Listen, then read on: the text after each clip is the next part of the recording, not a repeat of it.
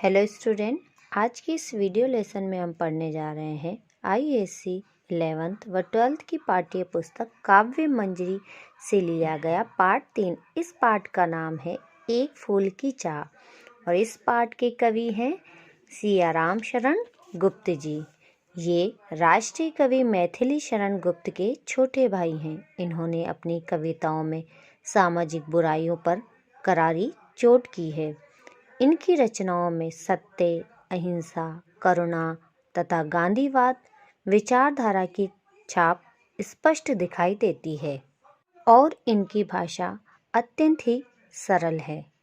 तो आइए अब हम इस कविता को पढ़ना शुरू करते हैं, इसके भावार्थ को समझते हैं, इसके शब्दार्थ को समझते हैं। बहुत रोका था सुकिया को, न जा खेलने को बाहर, नहीं खेलना रुका उसका, नहीं ठहरी वह पल भर। मेरा हृदय कांप उठा था, बाहर गई निहारने उसे, यही मानता था कि बचा लूंगा किसी भांति इस बार उसे। भीतर जो डर रहा छिपा, हाय वही बाहर आया। एक दिवस सुकिया के तन को ताप तप्त मैंने पाया, ज्वर से विरहल हो बोली वह, क्या जानू किस डर से डर। मुझको देवी के प्रसाद का एक फूल ही लाकर दो। इसके शब्दार्थ देख लेते हैं। निहारना, निहारना शब्द का अर्थ है ध्यान से देखना। ताप तप्त शब्द का अर्थ है बुखार से गर्म। ज्वर से विरहल शब्द का अर्थ है बुखार के कारण बेचैन। अब इसका भावार्थ समझते हैं। प्रस्तुत पद्यांश में कवि ने एक अछूत कहे जाने वाले व्यक्ति की आशंका का वर्णन बड़े ही मार्मिक शब्दों से किया है। सुखिया के पिता अपने संतान के लिए बहुत ही चिंतित रहते थे।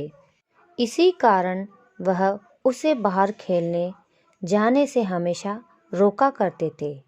पर बाल हट ठहरा, उसका मन घर से बाहर दूसरे बच्चों के साथ खेलने में ही लगता था। जैसे ही वह उसे बाहर जाते देखता तो उसका हृदय कांप उठता था। वह यही सोचता था कि किसी तरह कोशिश करके इस बार उसे बचा लूँगा। अभी तक उसके मन में यह डर समाया था कि कहीं वह उस समय फैली महामारी की चपेट में न आ जाए, पर वही हुआ जिस बात का उसे डर था। एक दिन सुकिया का शरीर बुखार से गर्म से तप रहा था, यानी बुखार से बहुत ही तप रहा था। वह बुखार के कारण बेचैन हो रही थी, पता नहीं क्यों और किस डर से। उसने अपने पिता से कहा कि उसको देवी के प्रसाद का एक फूल लाकर दे दो। इन कुछ पंक्तियों का विशेष है। तत्काल समाज में अछूत होना स्वयं में एक प्रताड़ना थी। भारत में छुआछूत जैसी सामाजिक बुराइयां फैली हुई थी। अछूत व्यक्ति को मंदिर में प्रवेश करना भी वर्जित था। ऐसा प्रतीत होता था कि उन दिनों अनेक प्रकार की महामारियां फैल रही थी, दवाई आदि की कमी थी। इसी बीमारी के कारण बहुत से लोगों की मृत्यु होती जा रही थी। शायद सुखिया भी ऐसे ही किसी बीमारी की चपेट में आ गई होगी। तो स्टूडेंट, उम्मीद करती हूँ आपको ये पद्य भाग समझ में आ गया होगा।